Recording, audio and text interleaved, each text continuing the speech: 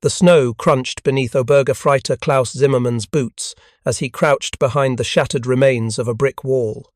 It was the morning of January 12, 1942, and the temperature had dropped to -28 degrees Celsius outside Rzhev, roughly 200 kilometers west of Moscow. His breath formed white clouds in the frozen air as he gripped his MP40 submachine gun, 32 rounds in the magazine, another 3 magazines in his assault pack. 96 rounds total. In the pre-dawn darkness, he could hear them coming through the snow. Soviet infantry, moving fast, their voices sharp and urgent in the cold air. Then came a sound he had never heard before, a mechanical chattering so rapid and sustained it seemed impossible. Not the measured bursts of German machine guns, not the steady fire of MP30s or MP40s. This was something else entirely, a wall of sound that didn't stop. The first Soviet soldier appeared around the corner of a collapsed building, silhouetted against the grey winter sky. He carried a weapon unlike anything Zimmermann had trained for. It looked crude, stamped from sheet metal, with a circular drum magazine beneath it that seemed absurdly large. The Soviet soldier didn't aim carefully. He simply pointed the weapon in the general direction of the German position and held down the trigger. The gun roared. Zimmermann counted in his head as he pressed himself against the frozen bricks. 1 second, 2 seconds, 3 seconds, 4, 5. The fire didn't stop. How many rounds was that? 50? When his own MP40 ran dry after a 3-second burst, Zimmermann had burned through 15 rounds, nearly half his magazine. He would need to reload, but this Soviet weapon just kept firing. If you're enjoying this deep dive into the story, hit the subscribe button and let us know in the comments from where in the world you are watching from today. By the time Zimmermann's squad fought their way out of Rzhev 3 days later, half his men were dead.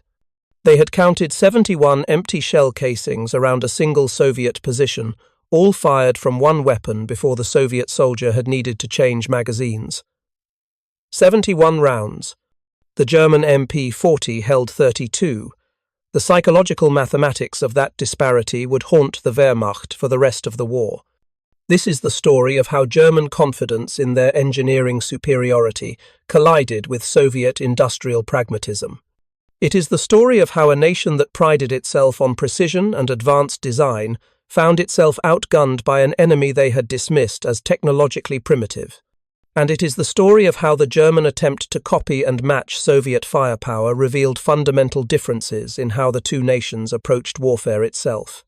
In the autumn of 1941, when Operation Barbarossa had carried the Wehrmacht deep into Soviet territory, German infantry doctrine remained, largely unchanged from the previous 2 years of European conquest.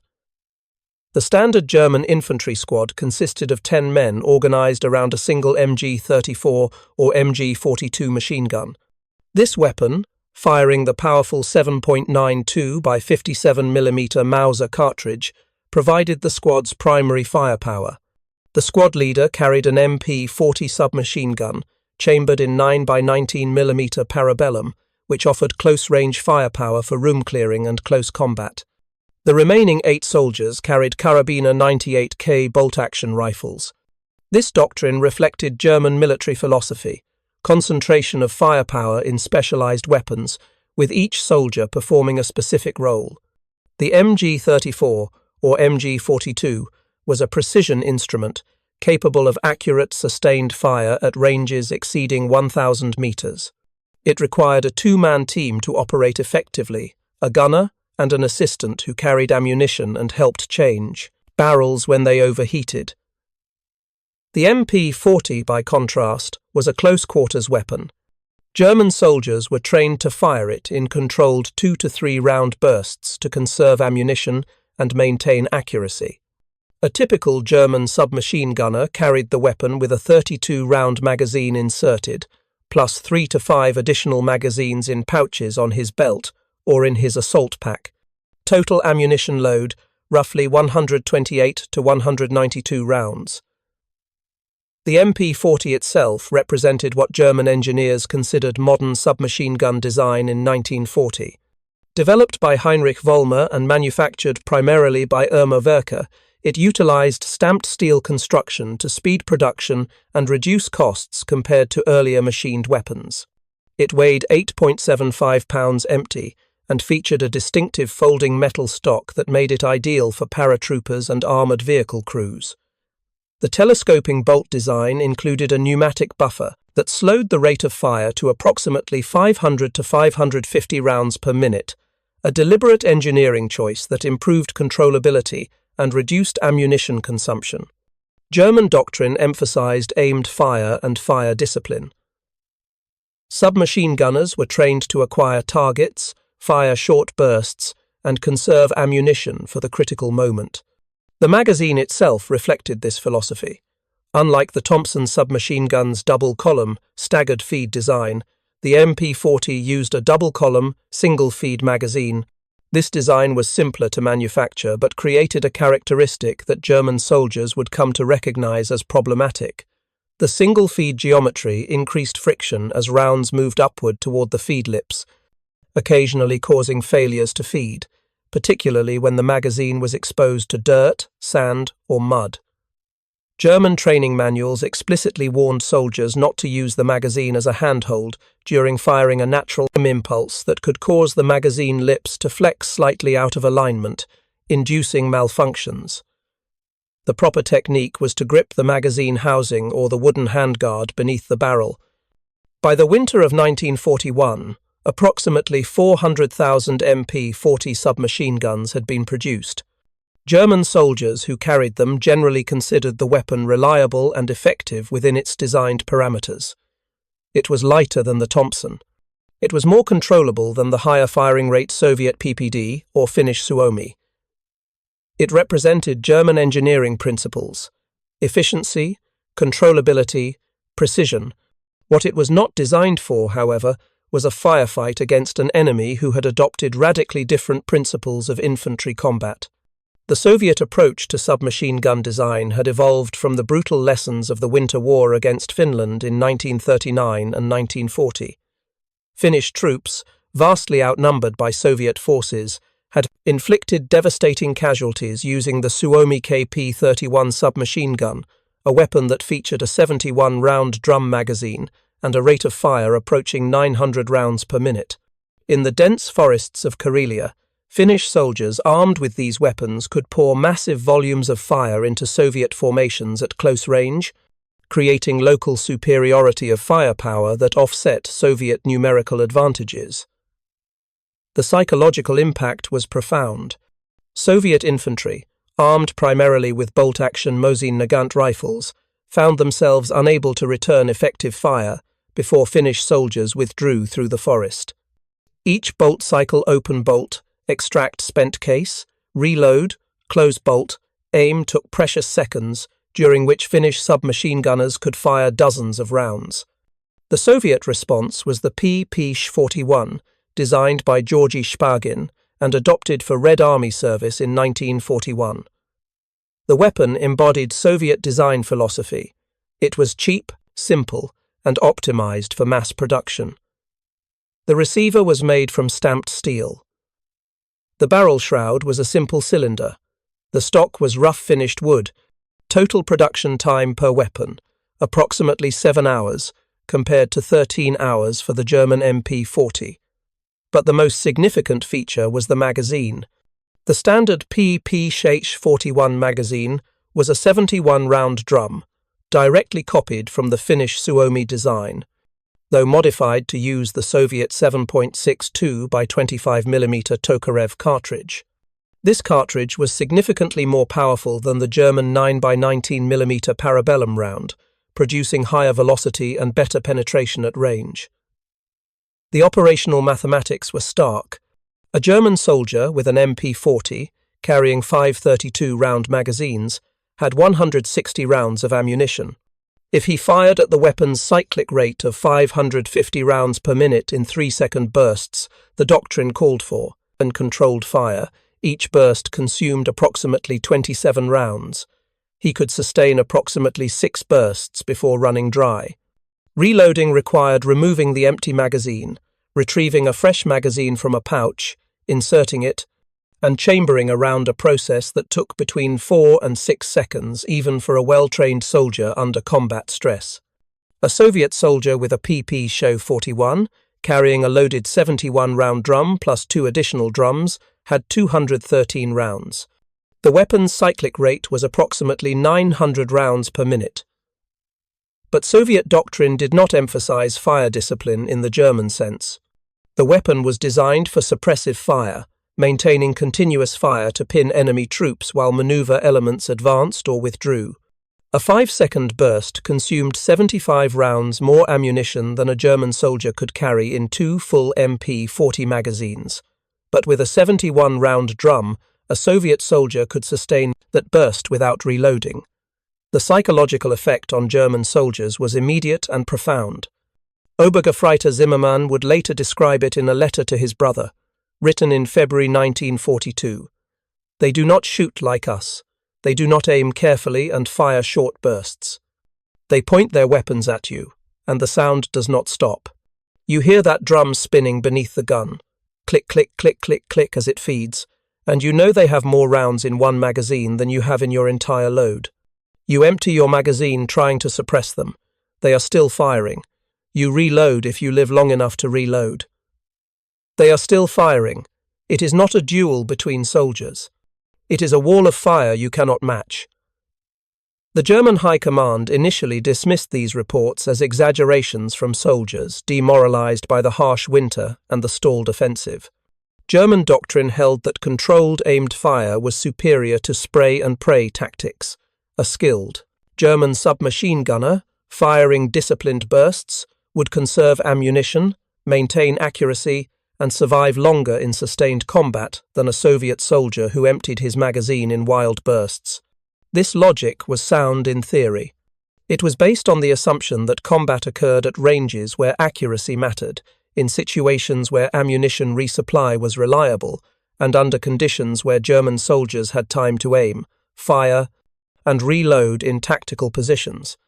But the Eastern Front violated all these assumptions. Combat occurred in destroyed cities where engagement ranges measured in meters, not hundreds of meters. Streets became killing zones, where the soldier who could put the most lead downrange in the first 3 seconds won the firefight. Ammunition resupply was irregular, particularly during the Soviet counteroffensives of winter 1941 through 42, when German units found themselves isolated in frozen villages with dwindling supplies. And most critically, the tactical tempo of Eastern Front combat rarely allowed for the methodical fire discipline of German doctrine. Soviet tactics emphasized rapid assault, overwhelming local firepower, and exploitation of breakthroughs before German commanders could organize coordinated responses. By February 1942, captured PP-41 submachine guns were appearing in German arsenals in significant numbers. Wehrmacht regulations classified them as MP-717R, the R denoting Russian origin. Some units began using them immediately, despite logistics challenges in supplying the 7.6 2x25mm Tokarev ammunition. Other units found the drums intact and functional, offering German soldiers their first hands-on experience with the design principles that Soviet engineers had embraced. German ordnance officers examined the captured weapons with particular interest in the drum magazine mechanism. The Type 7.1 drum used in the poster BD, P. Sheish 41 was deceptively simple in concept but complex in execution. It consisted of 2 pressed steel drums, joined face to face, with rounds arranged in a spiral pattern around a central spindle. A clock-type spring mechanism provided tension to feed the rounds upward through the magazine tower into the weapon's chamber. The design was nearly identical to the drum used in the Finnish Suomi, which was itself influenced by the drum magazine developed for the Luger pistol decades earlier. Loading the drum was a laborious process, requiring approximately 3 to 4 minutes per magazine using a special loading tool. Once loaded, however, the drum provided sustained firepower that German soldiers grudgingly admitted was tactically significant in urban and forest combat. German weapons designers at Erma Werke, the primary manufacturer of the MP40, received orders to examine the possibility of developing a high-capacity magazine for the MP40. The challenge was not simply copying the Soviet drum design. The MP40's magazine well and feed geometry were optimized for the single-stack, 32-round box magazine. The weapon's receiver would require modification to accept a drum magazine with different feed angles and loading pressures. Moreover, the 9x19mm parabellum cartridge had different dimensions than the Soviet 7.62 by 25mm round, requiring different spiral patterns and spring tensions in the drum itself. Documents from the Bundesarchiv indicate that experimental work on high-capacity magazines for the MP40 began in earnest in 1942. Multiple approaches were considered. One design explored a 50-round stick magazine, essentially a longer version of the standard 32-round magazine, extending downward to increase capacity without requiring drum geometry. Another design attempted a 72-round drum magazine, directly analogous to the Soviet PPS drum but dimensioned for 9mm parabellum rounds. Both designs encountered immediate practical problems that revealed why the MP40's original magazine design had been chosen. The 50-round stick magazine was excessively long, extending more than 12 inches below the weapon's receiver. This made the weapon unwieldy in prone positions and awkward to carry. More seriously, the increased length of the magazine spring and the greater weight of 50 rounds created feeding problems. The spring tension required to reliably feed the 50th round into the chamber was high enough that inserting a fully loaded magazine required significant force, potentially jamming or damaging the magazine catch. As the magazine emptied and spring tension decreased, feeding became more reliable, but the first 15 to 20 rounds often experienced failures to feed or double feeds, where 2 rounds attempted to enter the chamber simultaneously. The 72-round drum encountered even more serious problems. The drum geometry required the magazine to extend significantly forward of the weapon's magazine well, creating balance issues that made the weapon extremely front-heavy. An MP40 with an empty drum weighed approximately 11 pounds, nearly 3 pounds heavier than a standard MP40 with a box magazine. A fully loaded drum added an additional 3 pounds, bringing total weight to 14 pounds. This was heavier than a loaded MG42 machine gun without ammunition belt, and it was concentrated in a way that made the weapon exhausting to carry and difficult to aim quickly. German soldiers testing the prototype drum magazines reported that sustained firing caused the drum mechanism to heat up, and the expansion of the steel housing occasionally caused the feed mechanism to bind, creating jams that required disassembling the drum to clear. But perhaps the most significant objection came from the practical realities of field use. The PP41 drum was notoriously difficult to load in field conditions. Soviet soldiers often carried pre-loaded drums, which meant they could not reload during a firefight. They could only fire until the drum was empty and then switch to a backup drum or retreat. German soldiers, accustomed to reloading their 32-round magazines quickly from stripper clips or loose ammunition stored in pouches, found the drum magazine loading process unacceptable. In combat conditions, cold, wet, stressed, under fire, loading 72 individual rounds into a complex spring-loaded spiral drum mechanism was nearly impossible. The specialized loading tool required to tension the spring mechanism was easily lost or damaged. Without it, hand-loading a drum could take 10 minutes or more, during which the soldier was effectively out of the fight. If you find this story engaging, please take a moment to subscribe and enable notifications. It helps us continue producing in-depth content like this. The German. The solution to the magazine capacity problem took a different approach. Rather than attempting to replicate Soviet drum magazines, German engineers developed the MP40I, a modified MP40, with a dual side-by-side magazine housing. The concept was elegantly simple. Mount 2 32-round magazines in a sliding bracket that could be shifted left or right to position either magazine beneath the bolt. When the first magazine emptied, the soldier simply pressed a release lever and slid the bracket laterally, positioning the second magazine in firing position. Total capacity, 64 rounds. No complex drum mechanism, no specialized loading tools, just 2 standard magazines mounted side by side. Prototypes of the MP40I were tested in late 1942. The system worked mechanically, the sliding magazine bracket was robust, and switching between magazines was relatively quick, taking approximately 3 to 4 seconds. But field trials revealed immediate problems. The dual magazine housing added significant weight and bulk to the weapon. The combined width of 2 magazines side by side was nearly 5 inches, making the weapon awkward to carry and difficult to use in confined spaces. More critically, the weight distribution was severely compromised. 2 fully loaded magazines, 64 rounds, plus the weight of the magazine bodies and springs, added approximately 4 pounds to the weapon, all concentrated directly beneath the receiver. This made the MP40I significantly more front-heavy than the standard MP40, and soldiers reported that the weapon was difficult to control during sustained fire. The muzzle rise became pronounced after the first few rounds, and maintaining accurate fire required constant downward pressure to counteract the weight, pulling the front of the weapon toward the ground. Combat trials of the MP40I in early 1943 confirmed what the technical evaluations had suggested. The dual magazine system was a compromise that solved one problem while creating several others. German soldiers in frontline units who tested the modified weapons appreciated the increased ammunition capacity, but complained about the handling characteristics. In urban combat, where soldiers needed to move quickly through doorways, climb over rubble, and fight in confined spaces, the additional width of the dual magazine housing caught on obstacles and made rapid movement difficult.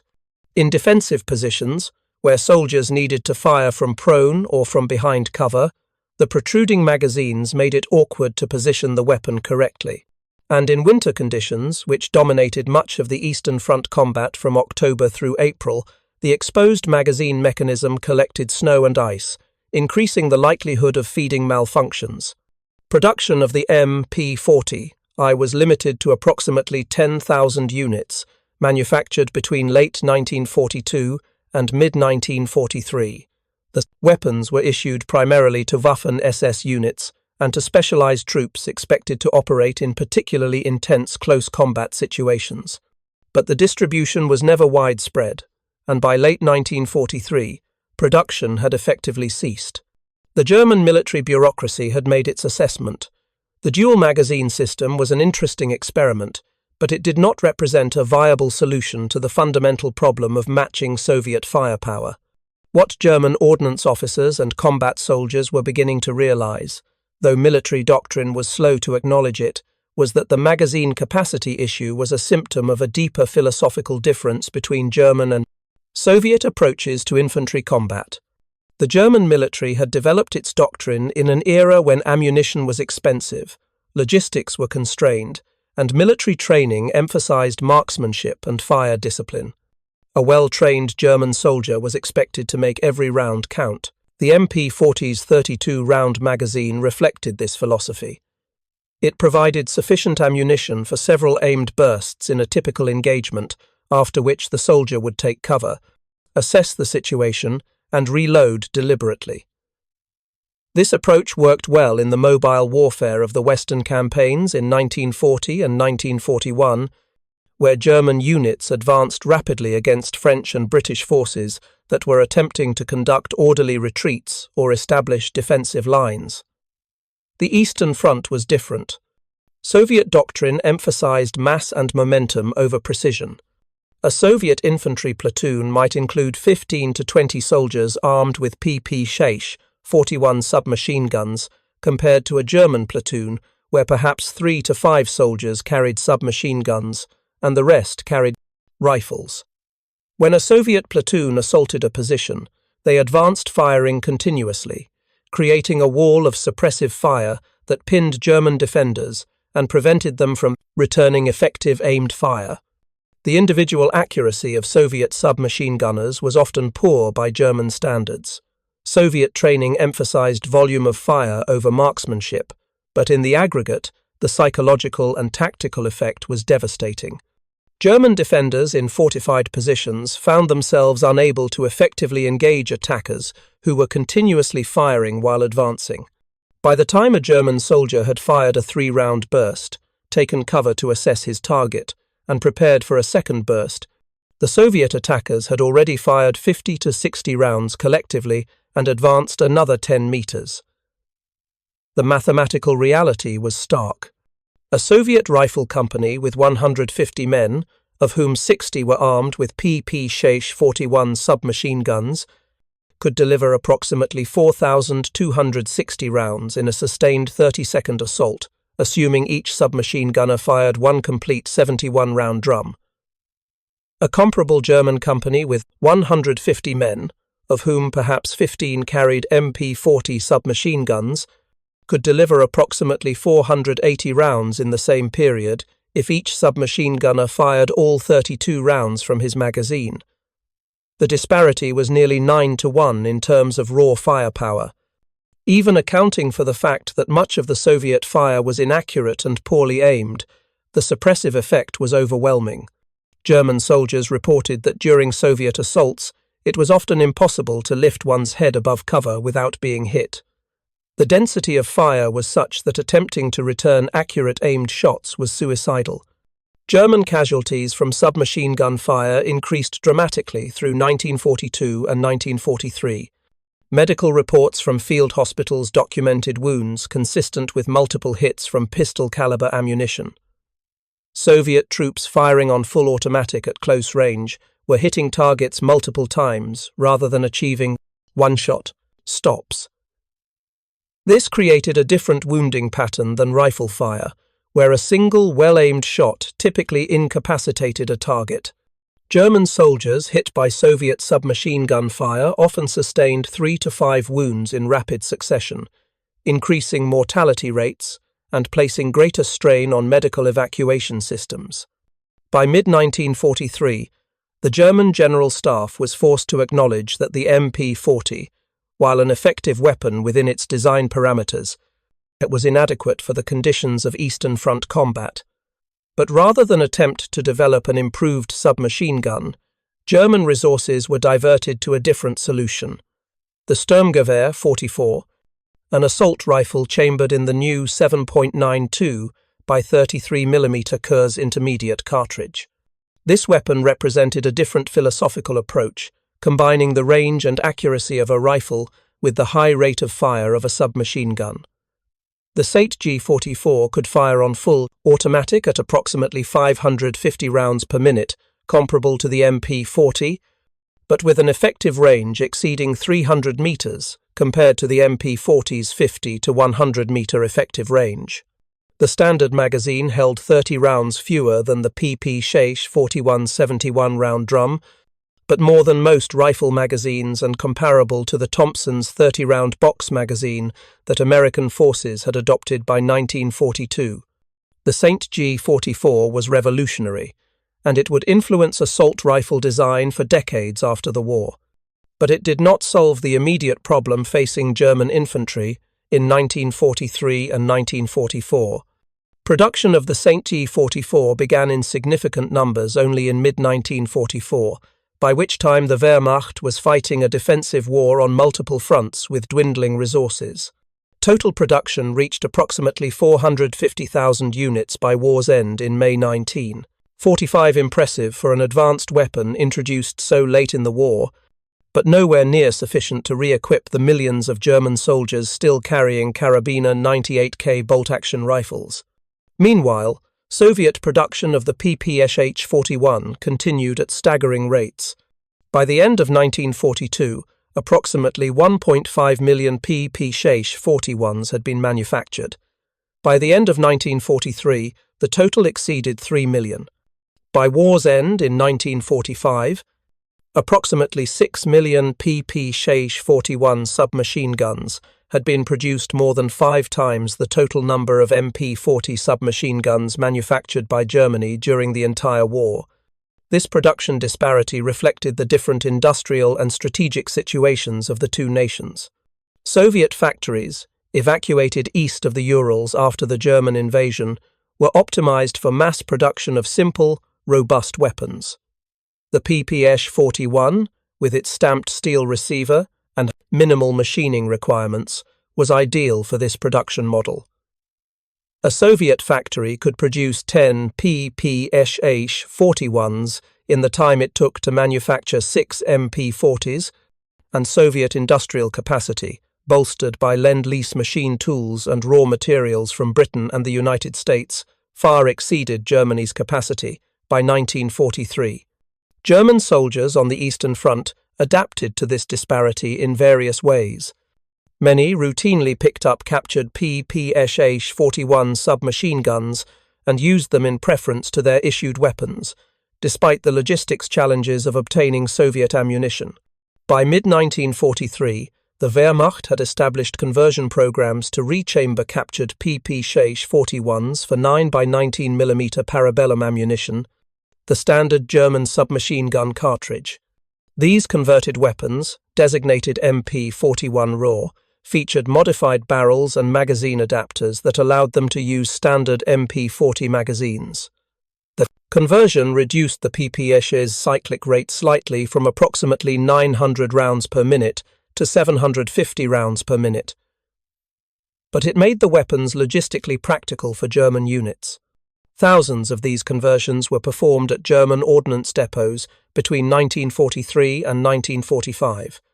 But even captured and converted PP-41s could not overcome the fundamental numerical and industrial disparity. For every PP-41 that German soldiers captured and converted, Soviet factories were producing 10 more. German doctrine slowly evolved to reflect the reality of Soviet firepower superiority. Infantry squads were instructed to maintain longer firing distances when possible, exploiting the greater accuracy of German rifles and the MG-42 machine gun at ranges where Soviet submachine guns were less effective. Defensive positions were constructed with interlocking fields of fire that allowed MG-42 crews to engage Soviet attackers at maximum range before they could close to submachine gun distance. Artillery and mortar support was increasingly emphasized to break up Soviet assault formations before they reached close combat range. These adaptations were tactically sound, but they represented a fundamental shift in German infantry doctrine. The Wehrmacht, which had begun the war with a philosophy of aggressive mobile warfare and combined arms assault, was increasingly fighting a defensive war focused on maximizing the effectiveness of heavy weapons while minimizing exposure to close-range firefights, where Soviet numerical and firepower advantages were decisive. This shift was evident in casualty patterns. German infantry casualties from close-range combat wounds, from submachine gun fire, hand grenades, and bayonets increased steadily from 1942 through 1945, as Soviet forces gained the tactical initiative, and German forces were increasingly forced into defensive positions in urban areas and fortified lines where Soviet close assault tactics were most effective. The psychological impact on German soldiers was profound and lasting. Letters and memoirs from Eastern Front veterans consistently describe the sound of massed PP-41 fire as one of the most terrifying experiences of combat. The mechanical chattering of dozens of drum magazines feeding simultaneously, combined with the uninterrupted roar of hundreds of rounds being fired in sustained bursts, created an auditory experience that German soldiers described as overwhelming. Unlike the sharp, distinct reports of rifle fire or the measured bursts of German machine guns, Soviet submachine gun fire produced a continuous wall of sound that many veterans compared to industrial machinery or approaching trains. The psychological effect was compounded by the visual spectacle of Soviet infantry advancing while firing a tactic that violated German doctrine, which emphasized taking cover before firing, but which Soviet commanders encouraged specifically for its shock value. German infantry training manuals began incorporating specific sections on Soviet submachine gun tactics by late 1942. Soldiers were instructed on the effective range limitations of the PP-41, approximately 150 to 200 meters for aimed fire. Though random rounds could obviously travel much farther, They were taught to recognize the sound of drum magazines being changed, a brief pause in firing that represented a potential opportunity to move or return fire. They were trained to target Soviet soldiers carrying submachine guns preferentially, recognizing them as greater immediate threats than rifle-armed soldiers. But these tactical adaptations could not change the fundamental mathematics of the situation. When Soviet units had 3 to 4 times as many submachine guns per platoon as comparable German units, and when those submachine guns held more than twice as much ammunition per magazine, German infantry operated at a systematic disadvantage in close combat. By 1944, German military planners were forced to acknowledge that the attempt to match Soviet submachine gun firepower through magazine modifications had failed. The MP40I dual magazine system had been tested and found wanting. Experimental drum magazines had proven too complex, too heavy, and too unreliable for field use. The fundamental design of the MP40, optimized for controllability and ammunition conservation rather than suppressive firepower, could not be modified to compete with weapons designed from the ground up for different tactical purposes. The SMG represented a conceptual leap forward, but its late introduction and limited production meant it would never be available in sufficient numbers to change the tactical balance. What remained was adaptation and acceptance. German soldiers learned to fight differently, to avoid the close range, engagements where Soviet firepower advantages were decisive, to maximize the effectiveness of their longer-range weapons, and to husband their more limited ammunition supplies carefully. They learned that the propaganda they had been taught, that German engineering superiority would always prevail, that Soviet weapons were crude and inferior, was at best a partial truth, and at worst a dangerous lie. Soviet weapons were crude by German standards. The PP-41's rough finish, stamped construction, and simple design would never pass German quality control inspections. But crude did not mean ineffective. In the specific conditions of Eastern Front combat, the Soviet approach mass production of simple, robust weapons optimized for close-range firepower proved devastatingly effective. The story of German attempts to copy or match the Soviet drum magazine is ultimately a story about the collision between military doctrine and battlefield reality. German doctrine, developed in the 1920s and 1930s, emphasized precision, fire discipline, and efficient use of limited resources. This doctrine worked brilliantly in the opening campaigns of World War II, where German forces faced opponents who fought according to similar doctrinal principles, and where German advantages in training, leadership, and combined arms coordination could be decisive.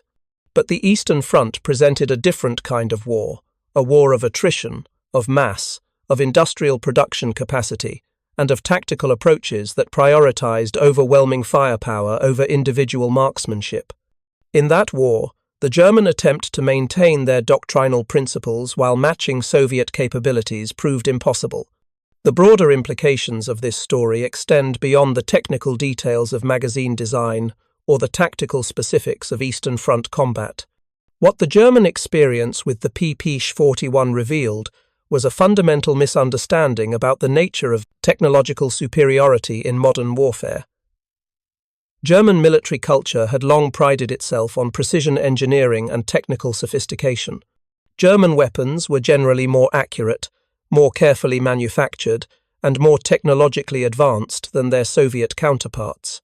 A German MG-42 machine gun could maintain accuracy at ranges where a Soviet DP-28 light machine gun was barely effective. A German Panther tank featured advanced optics, superior armor geometry, and a high-velocity gun that could engage Soviet 34s at distances where the Soviet tanks could not effectively return fire.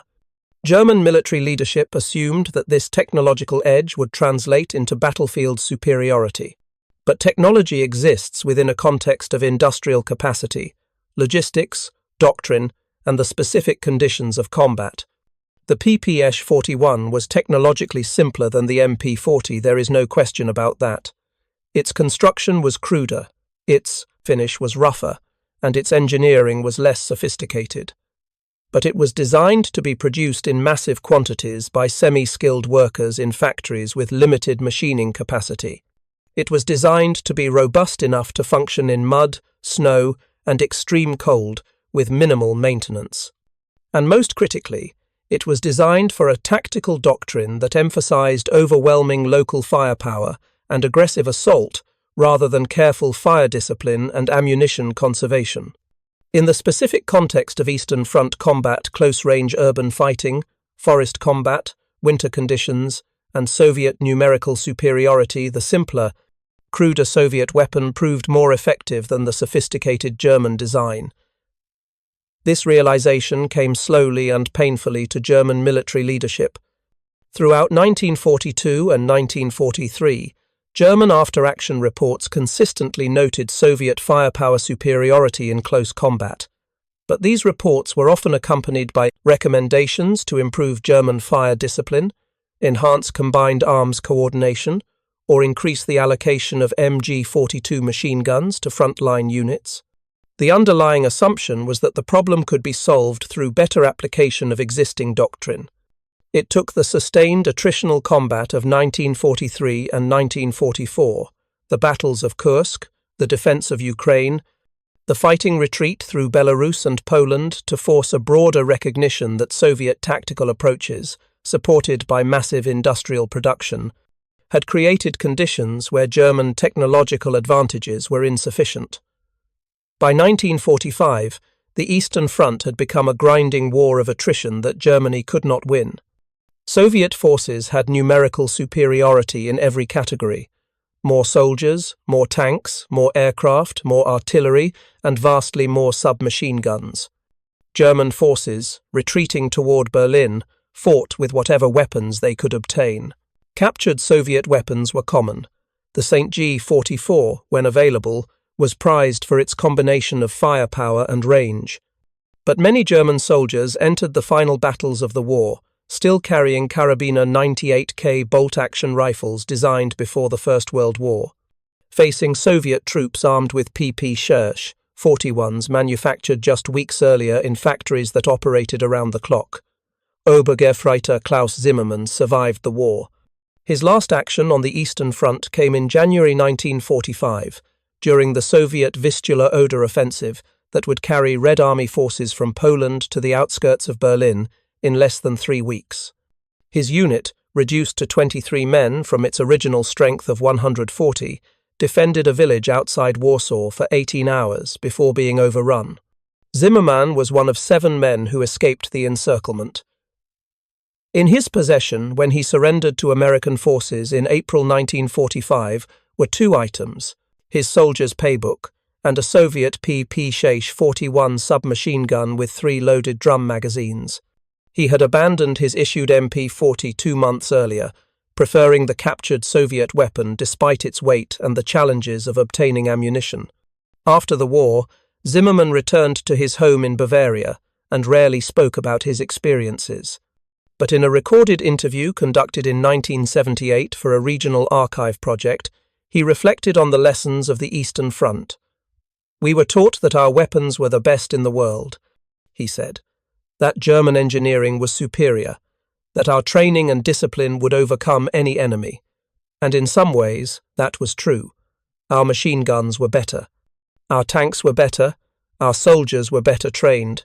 But the Russians had more of everything. More soldiers, more bullets, more willingness to spend them. When they came at you with those drums, firing continuously, you realized that better didn't matter if there were 10 of them and 1 of you.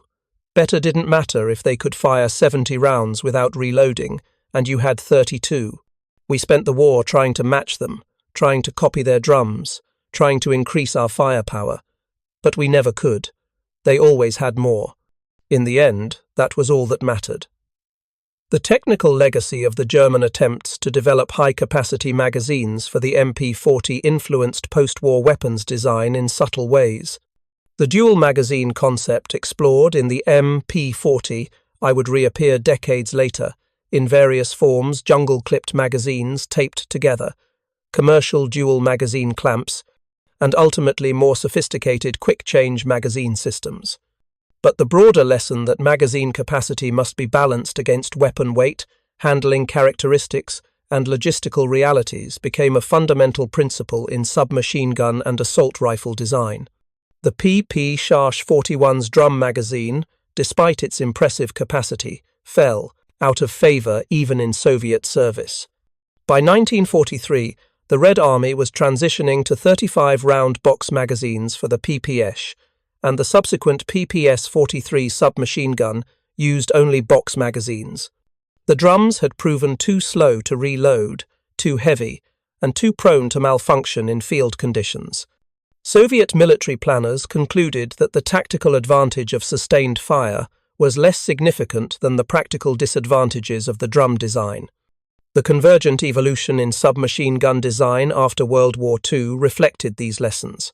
The Cold War-era weapons that succeeded the Thompson, the MP40, and the PP-41, weapons like the American M3 grease gun, the British Sterling, the Israeli Uzi, and eventually the German MP5 all used box magazines with capacities ranging from 20 to 32 rounds. These capacities represented an engineering consensus: enough ammunition for sustained fire in a typical engagement, but not so much that the magazine became unwieldy or the weapon became unbalanced. The doctrine had also evolved. Modern military training emphasizes fire discipline and aimed shots, even with fully automatic weapons, reflecting the German principle of ammunition conservation. But magazine capacity had settled at levels closer to Soviet practice than to the 32 rounds of the original MP40, acknowledging that suppressive firepower has tactical value even when it comes at the cost of some ammunition efficiency. The historical irony is rich. German engineers attempted to copy Soviet drum magazines to match Soviet firepower, only to discover that the drum magazine's disadvantages outweighed its capacity advantages. Soviet engineers, meanwhile, gradually abandoned their drum magazines in favor of simpler box magazines that were closer to German design principles. The final evolution in infantry small arms, the universal adoption of intermediate cartridge assault rifles with 30-round box magazines, represented a synthesis of German engineering sophistication and Soviet firepower philosophy. The modern assault rifle combines the accuracy and controllability that German doctrine emphasized with the sustained automatic fire capability that Soviet tactics exploited. The standard 30-round magazine capacity, derived from the Thompson's 30-round box magazine, refined through decades of combat experience, provides a practical balance between firepower and weapon handling that neither the MP40's 32-round magazine nor the PP-41's 71-round drum could achieve. But in the winter of 1942, as Obergefreiter Zimmermann crouched behind that frozen brick wall in Rzhev, listening to the mechanical chattering of Soviet drum magazines and counting the seconds until he would need to reload his 32-round magazine, the future synthesis was unimaginable. What he experienced was the present reality, German confidence colliding with Soviet pragmatism, sophisticated engineering confronting crude effectiveness, and the painful recognition that in modern industrial warfare, better is not enough if the enemy has more. The attempt to copy the Soviet drum magazine was ultimately less significant than what that attempt revealed: that Germany had entered a war it could not win through engineering excellence alone, against an enemy it had systematically underestimated, in conditions that favored mass production and industrial capacity over precision and sophistication. The sound of those drum magazines click, click, click, click, click as they fed round after round into chambers, sustaining fire that German soldiers could not match, became one of the defining auditory memories of the Eastern Front for an entire generation of Wehrmacht veterans. It was the sound of doctrine confronting reality, of assumptions being shattered, of superiority being overwhelmed by quantity. It was the sound, ultimately, of Germany losing war.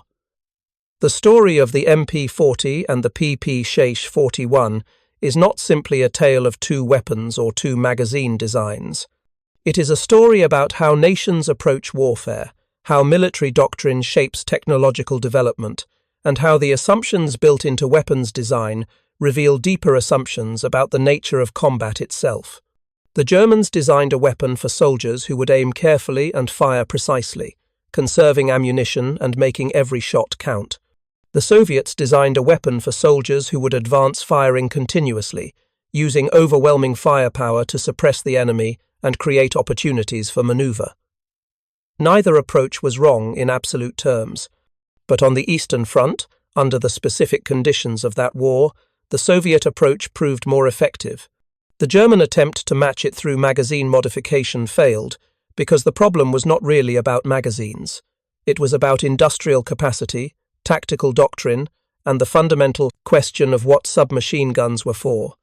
By the time German engineers understood this, it was too late to matter. Thank you for watching. For more detailed historical breakdowns, check out the other videos on your screen now, and don't forget to subscribe.